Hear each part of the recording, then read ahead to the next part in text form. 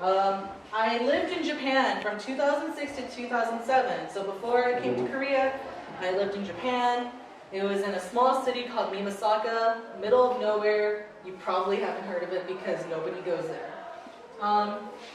I've designed over 20 different logos in and around South Korea. I've worked on posters, t-shirt designs. Even if you don't know who I am, there's a chance you might have seen my work, especially if you are part of the expat community by any means. I've done some work for the Gwangju Performance Project, if you know who they are. I've done work for Adopt a Child, which is a charity foundation. There's a lot of different things I've been a part of because it's generally the type of work I do. And as I went over before, the jobs I've had in Korea include food blogger. If you ever need to know where you want to eat in Gwangju, go to gwangjublog.com. And on Wednesdays, I talk about food. I talk about different restaurants in English. I've been a scriptwriter, and I'm also a recurring guest for GFN. I think a lot of people here might know what it is. I've worked in design and animation. I've worked at 2 different animation companies in South Korea, and they were Korean offices. So I do have some professional experience in design and animation. One of them was Neon Creation, which is at the Gwangju CGI Center, and another one is at a place called Felix Studio. Some of the work I've done includes a cartoon you might know called Larva. I've worked on it. Okay, and honestly, I've worked at almost any place that has given me money. I am not picky about where I work. I like getting paid. And for my inspirations, I get inspired by just things that make me feel like a kid. I don't like growing up. As you can tell from how I dress, I like to pretend like I am in high school or middle school. I don't like being an adult. So that's where a lot of my inspiration comes from. That's where a lot of my humor comes from. I like making people laugh. I like having fun. I like cartoons. I like video games. Okay? So now let's talk about how this comic came to be, as well as how it became a book.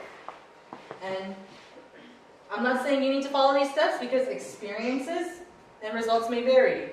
My method is not the right way to do it, but it is the only way that I found works for me, mostly through experimentation. So, one thing you need to do if you want to start a comic, if you want to start any sort of project, is you got to draw and draw and draw. You have to draw a lot. To give you an idea, if you've seen my Dear Korea comic strips, they're typically 4 panels and have some text and have little bits and things everywhere. The concept or the idea is actually the hardest part. For me anyway. I am not a writer, so the concept can take days. I can sit there for many days thinking, what's funny? What do people like? What can I put in comic form? The sketch generally takes about 1 to 2 hours. Line art, which is kind of like how you see here, just sharp black lines, that could take anywhere from 2 to 3 hours depending on the complexity. And the colors and text effects take about 1 hour to 2 hours a piece. So as you can see here, it can easily take about 5 hours to do 1 strip. If you exclude the idea. Usually you want to have the idea before you make the strip. Now some tips regarding that is try to have a script before you draw something because spacing is important. I have taught classes here on how to make comics. And I said then, and I'll continue to say, that having a script, knowing what you're going to put in your comic before you put any drawings down is really important. Also, don't start on stuff at 10 o'clock at night, because if a comic is going to take 5 hours to do, you are not going to get to sleep until it's very, very late. And if you have work at 7 in the morning, it's going to be a rough few days for you. Okay, you've made your comic. What do you do next? Make things visible. Make it so people can find it. Okay? My steps were, I made a website and posted it on the website. That way I can tell everyone, oh yeah, just go to dearkoreacomic.com and you can find my work. Post things on social media. We live in an age where social media is used by everyone. We have Facebook, we have Twitter, we have Instagram. They're all free. Use them to your advantage. Reach out to different publications. One of the big reasons why so many people have read my comic is because it is published in different forms of media. It's been published in Gwangju News. It's been published in Busan Haps. It's been published in Daegu. It's been published in Seoul. And I didn't really have to do much to get them in there. I just had to contact them, send them an email, and say, hey, do you guys want to feature my comic? Yes? No? All right, let's work something out. The downside is you probably won't get paid. As you know, Gwangju News and many other English publications around Korea, they don't make a lot of money. So, and they, the magazine is usually free. As a result, they themselves don't have a lot of money to pay you. That being said, in such situations, visibility equals exposure. At this point, it's too early to think about making money. It's too early to think about getting paid. And at this point, people seeing your work and your work becoming known to the general population is the best thing you can ask for. Because it's free advertising. Some people have to pay a lot of money for advertising, so if you can get it for free, take it when you can. Spam your friends and family. Tell them, look at what I made. Look at this. Because they're your friends and your family. They have to. That's why they're there. And also, get in touch with other creators. If you get into a field where you're drawing or writing or anything of the creative nature, you will find that you can get very far by getting in touch with people who do similar things, who do the same things that you do. And they may know something that you don't. And during a lot of my journey as a comic artist, most of what I learned from friends. I learned from asking people. And it's a good way to develop relationships. It's a good way to make some connections. Next, build up a fan base. A fan base is basically your group of fans.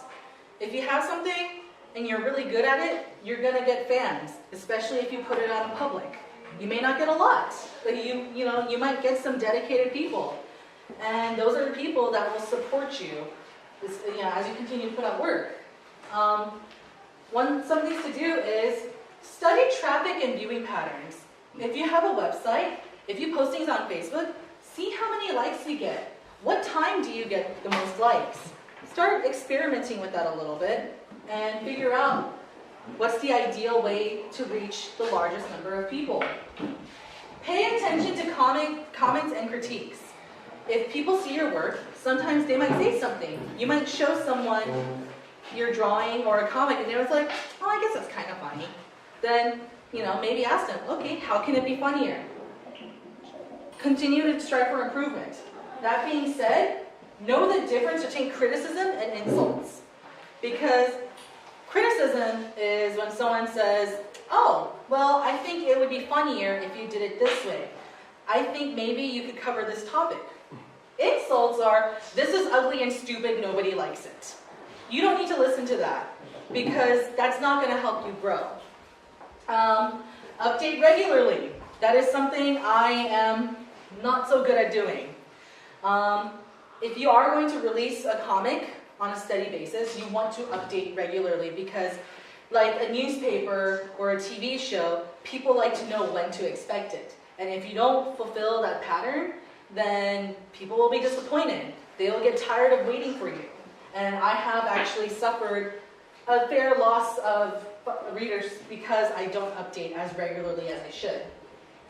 Try testing new material with people you know. Got a new joke? Got a joke that you think might be funny or might be offensive? Test it with people you know. Don't just, if there's something that you don't completely agree with or you're unsure about, don't just put it out there. Get opinions from people you trust and know. And keep in steady contact with your fans. If somebody messages you, like, hey, I have some questions for you. Talk to them. Don't be a diva. And yeah, for the most part, just constantly strive to improve and grow and be better. Because you will never be the best. And in this industry, all you can do is get better. Now, to begin planning for publication, my comic had been out for a few years before people started coming up to me and they're like, hey, I like your work, I like your comics, you should make a book.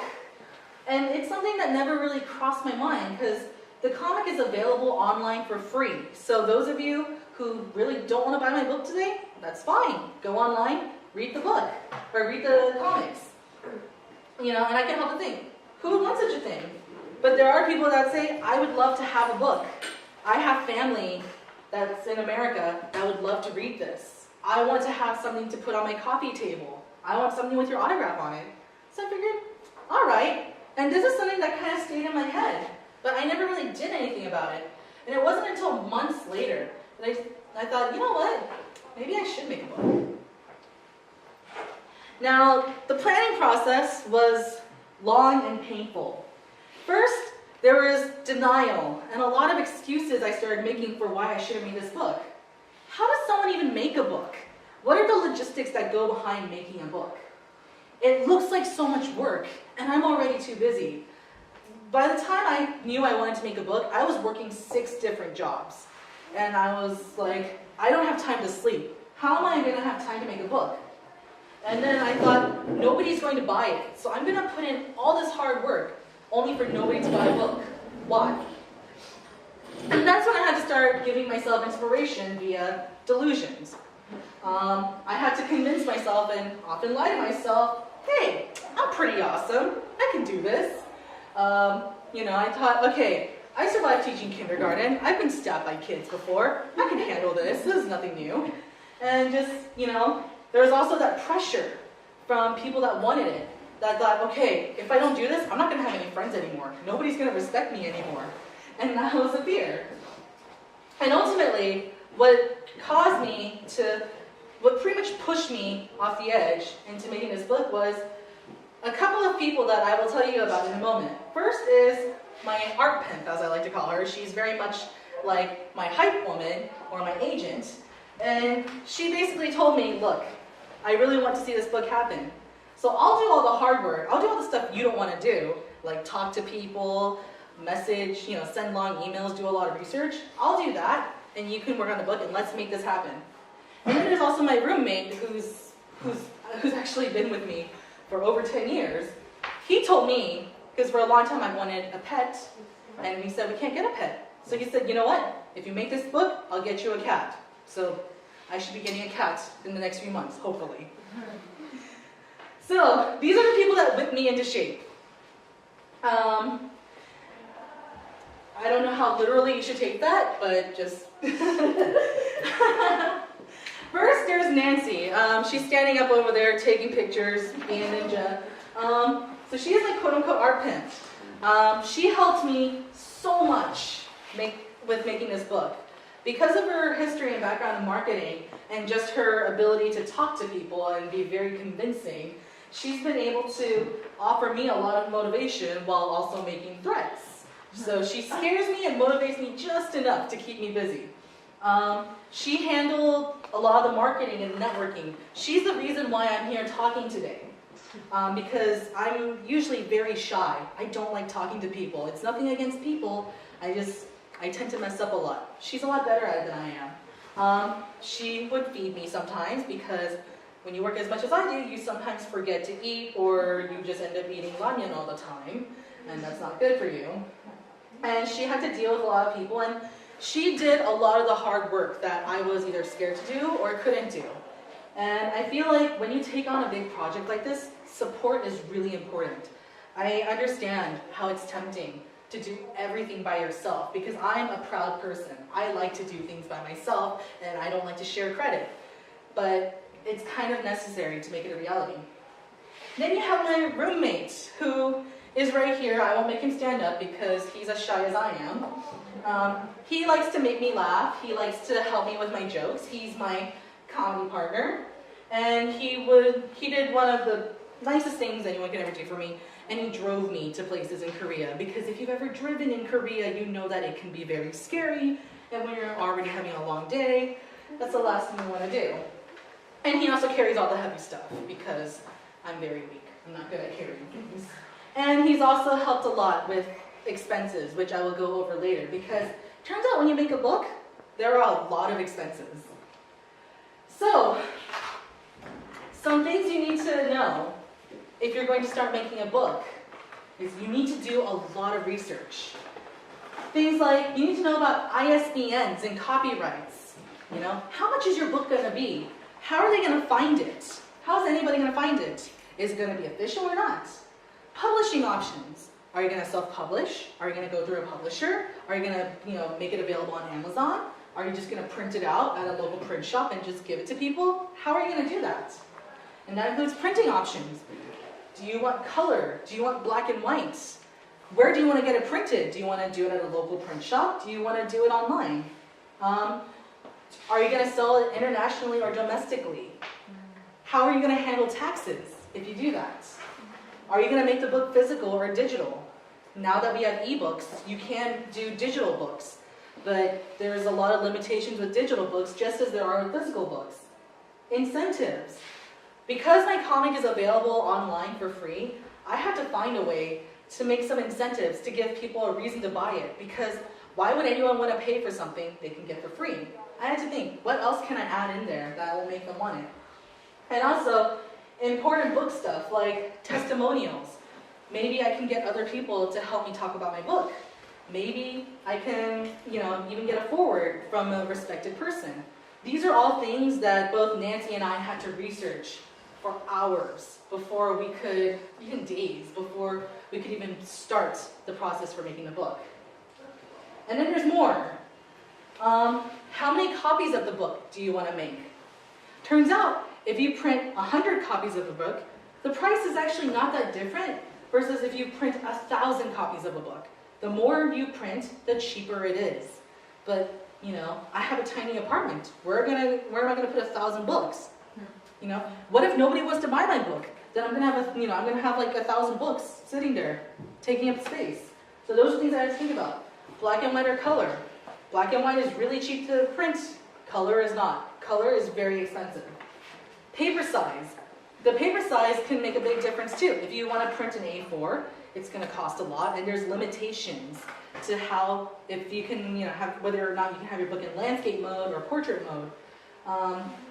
The thickness of the paper, number of pages, is it formatted correctly? How much time is it going to take to print your book?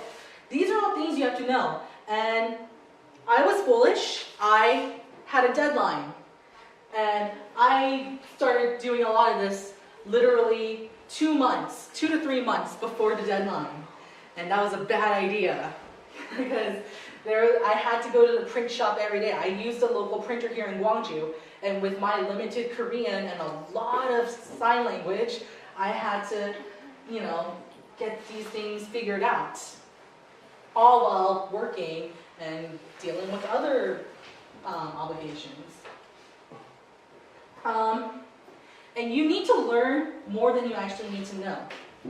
One of the biggest things I learned while making this book was how to put it together.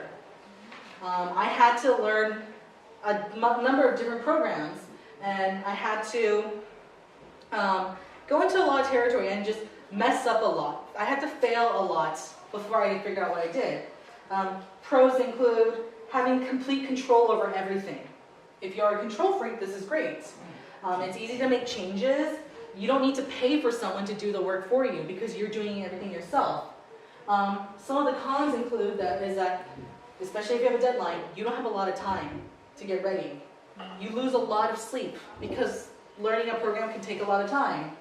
And you have no help if you're doing everything yourself. Nobody can help you. If you run into a place and you don't know how to fix it, you have to figure it out yourself. And programs and through experimentation, you can actually end up spending more money depending on how you approach it. This happened more than once. You need to let yourself have a meltdown. If you're working on a big project, you're gonna freak out. You're gonna have some dark times. You're gonna sit there and question, why am I doing this? I think I smell. When was the last time I showered? When did I eat? Why do my eyes hurt so much? Just a lot of things and a lot of problems because you're working yourself. Because this is more than just a regular job. You are doing a lot of extra work. And, and just the stress of it can really get to you. And you have to allow yourself to do that. It doesn't mean that there's anything wrong with you. It doesn't mean that you failed. It's just one of the many bumps that you will run into on the way to getting to your goal. One thing I found that really helped me was exchanging cookies or really nice compliments or favors, because you will need help. If you're going to do anything, especially in a foreign country, you're going to need help. Some things that are okay to ask from your friends, and I have asked these, both the okay and not okay questions, like, could you please look over my work for errors? You need editors, and because even if everything looks perfect to you, you might miss something, and you need another pair of eyes to look at it. Now, if you ask them to put you out of your misery, they might not be so willing. Oh, I didn't finish that. Oh well, I'm sorry. Let's skip that. One of the things I overlooked. Okay, so marketing. Marketing is so important. If you're going to advertise, if you're going to sell anything, even if you're selling, even if you're doing a bake sale or some project, marketing is so important. Get featured in something. Come here, ask the Laundry News. Hey, can you help me advertise this thing I'm doing? Can you help put the word out? Advertise like your life depends on it. If you have fans, annoy them, bother them. They want to know what's going on with you, so they won't mind so much. And just abuse all your social media accounts. You got an Instagram? Flood it. If you have a Facebook account, fine. Only post about that. And maybe add a cat picture every now and then to keep things interesting. Plan an event if you can. Plan an event that people will like. To prepare for this book release, I had a book launch party and exhibition. There was a lot of artwork, there was, good music and free cookies. Nobody dislikes free cookies. So we did all of this to really increase the viewership and just get people excited about the event. And create promotional material. Free food, postcards, little trinkets, because even if not everyone wants the book, there might be something they do want. And promotional material, like if you create a keychain or just even give something like a postcard for free, if they send it to someone, that's more free advertising. That's more eyes seeing your work, and that helps you in the end. And spend lots of money. You have to spend a lot of money before you can actually make this happen. Some of the things include transportation, translation services. I paid somebody to translate my book because my Korean is not that great. And I had to pay people to translate it as well as to edit those translations because I don't trust my Korean ability. And the book does have Korean translations, which is not available on the website.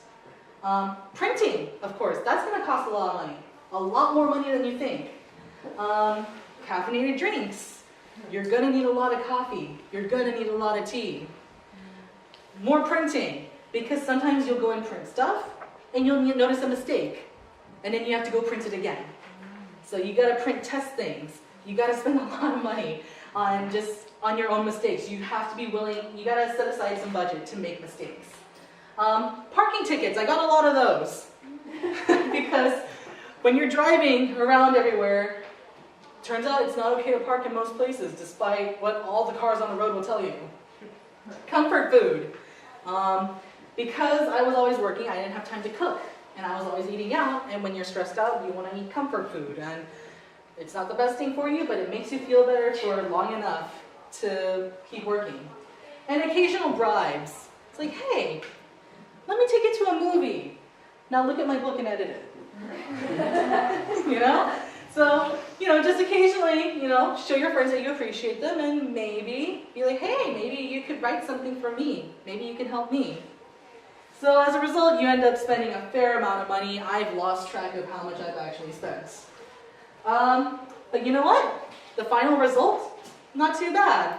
There are still some things I probably would have done differently, but the overall result was I got what I set out to do. I made a book. I'm proud of it, and people like it. I have yet to hear anyone tell me, oh, it's horrible, it's so ugly. So that's a bonus for me. And we had a lot of fun while doing it. These are pictures from the events. for the exhibition. A lot of people showed up, people took pictures, people bought a lot of books, and most importantly, a lot of people had fun, which is all I really wanted. I set out and made this comic because I wanted to make people laugh. I wanted them to have fun, and that's what I got to do. So even if I will probably never see that money or the time or the sleep I lost, I'll never see that again. I've potentially lost friendships while working on this because I worked so hard and I got really cranky, but it was worth it because I set out what I meant to do, and since I was a kid, it was always my dream to make something like this. Some things I would do differently if I could do it again. I would say procrastinate less, but we all know that's a lie. We always say we will procrastinate less, but it is a dirty, dirty lie.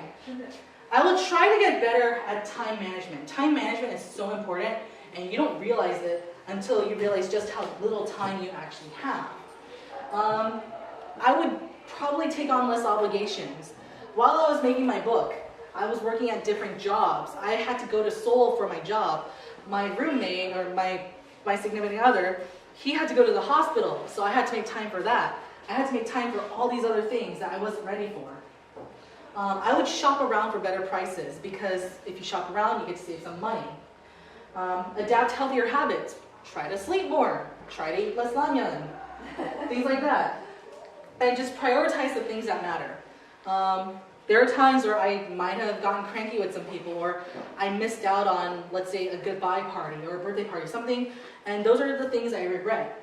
So if I were to do this again, I would really look at the things that I might have to sacrifice and pick and choose them carefully. So plans for the future. We're reaching the end of the talk. So my plans for the future is, I'd like to set up more events. Let's have some more fun. Let's party some more. I want more people to have fun, and I want it to, be a way to advertise my books while reaching out to people. Create more comics. The book features the first 50 comics.